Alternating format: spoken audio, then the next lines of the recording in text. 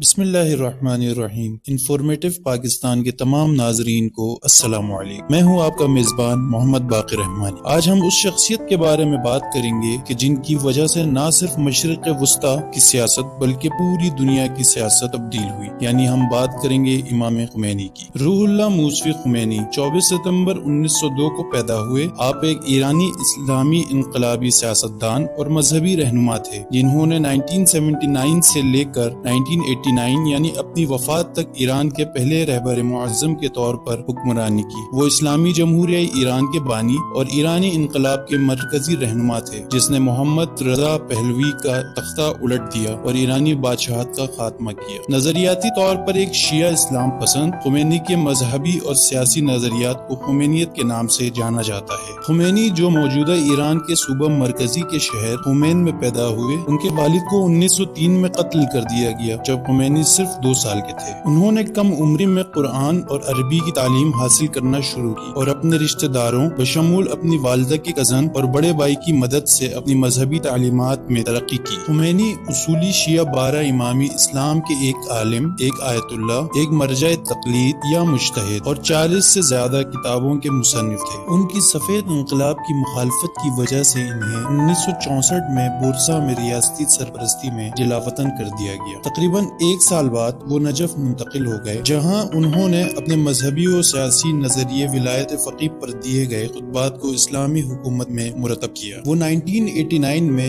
اپنی بین الاقوامی اثر و رسوخ کی وجہ سے ٹائم رسالہ کے سال کے آدمی تھے اور خمینی کو مغربی عوامی ثقافت میں شیعہ اسلام کے علامتی چہرے کے طور پر جانا گیا، جہاں وہ ایران کے یرغمال بحران کے دوران یرغمال بنانے والوں کی حمایت، برطانوی بھارتی ناول نگار سلمان رشدی کے قتل کے فتوے جاری کرنے اور امریکہ کو شیطان بزرگ اور سوویت یونین کو چھوٹا شیطان کہنے کے لیے مشہور تھے۔ انقلاب کے بعد خمینی ملک کے پہلے رہبر معظم بن گئے، جو اسلامی جمہوریہ کے آئین میں سب سے اعلیٰ سیاسی اور مذہبی اختیار کے طور پر تخلیق کیا گیا ایک عہدہ تھا، جو انہوں نے اپنی موت تک سنبھالا۔ ان کے اقتدار کا زیادہ تر حصہ 1980 سے لے کر 1988 کی ایران عراق جنگ میں گزرا۔ ان کے بعد 4 جون 1989 کو علی خامنئی نے عہدہ سنبھالا۔ ایک وسیع شخصیت پرستی کے موضوع کے طور پر خمینی کو ایران کے اندر اور بین الاقوامی سطح پر ان کے حامیوں کے ذریعے باضابطہ طور پر امام خمینی کے نام سے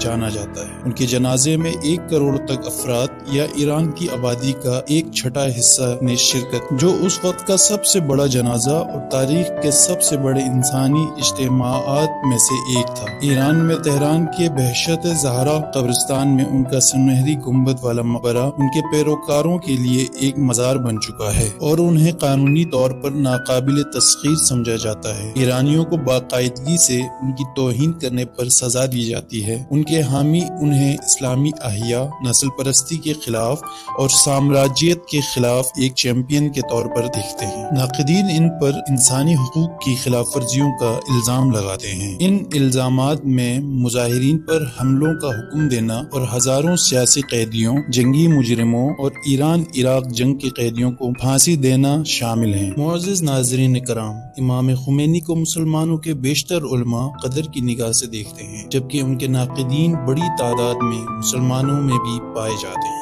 آپ خمینی کو کس نظر سے دیکھتے ہیں؟ اپنی قیمتی رائے کا اظہار کامنٹس میں ضرور دیجیے اور اپنے میزبان محمد باقر رحمانی کو اجازت دیجیے۔ مزید انفارمیٹو ویڈیوز حاصل کرنے کے لیے ہمارے ساتھ جڑے رہیے اور سبسکرائب کیجیے اور بیل آئیکن کو دبائیے۔ والسلام۔